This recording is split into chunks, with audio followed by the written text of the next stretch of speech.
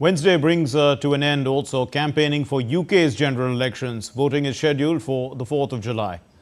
Now, political parties are making their final appeals across the British Isles, urging supporters to vote for them. And the UK Parliament, it consists of two houses, the House of Commons and the House of Lords. And voting, of course, is taking place for the House of Commons, which comprises 650 seats or 650 members. The majority mark is 326 to form a government. Syed Absarul Hassan tells us the story. There is just one day left until the UK's general elections campaign draws to a close. Voting will take place on July 4th, when the fate of Britain's leading politicians will be decided by the voters. Across the spectrum, political parties are making their final appeals, urging supporters to cast their ballots. Incumbent Prime Minister Rishi Sunak shot votes among whirling robots in a retail distribution centre on Tuesday. He began the penultimate day before Thursday's vote in a vast Ocado warehouse located north of London, observing robots pick items for delivery. Once on the verge of resignation after devastating local elections loss in 2021, Britain's Labour Party leader Keir Starmer is now poised to win the July 4th election. Most opinion polls have favoured the Labour Party in the snap election. While campaigning in Nottinghamshire, England, Starmer presented a positive vision to voters.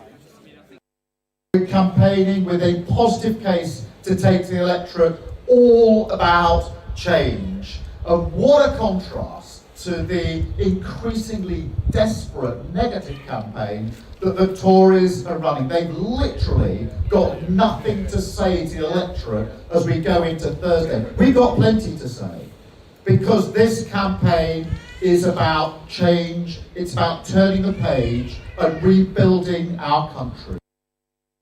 The UK Parliament has a two-house system composed of the House of Commons and the House of Lords. Members of the Parliament are elected to the House of Commons, which consists of 650 seats.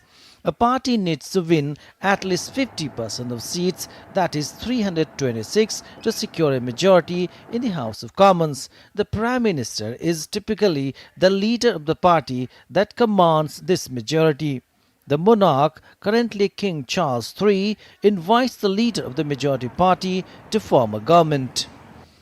Syed Absarul Hassan reporting for DD India. And Stuart Smith now joins us from London with more on the story. Well, Stuart, are there any restrictions on campaigning as the election date draws near? We're already in the 6-week purdah period, as it's known, which is the time when the government and local councils cannot implement or announce any new policies in order not to try to unduly change the outcome of the election. But we're about to enter the most sensitive period. On Wednesday will be the last full day of campaigning, when polls open at 7 a.m. UK time.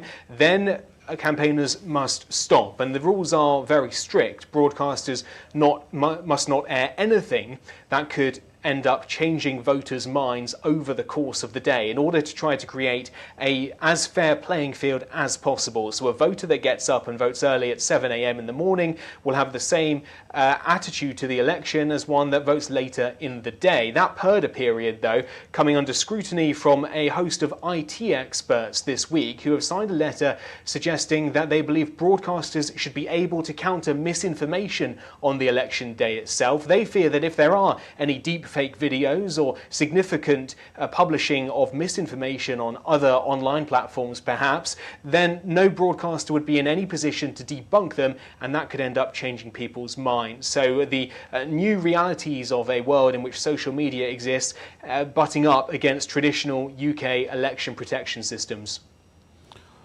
Stuart, also, how influential are these pre-poll surveys which everyone seems to be quoting? Do people generally follow their lead?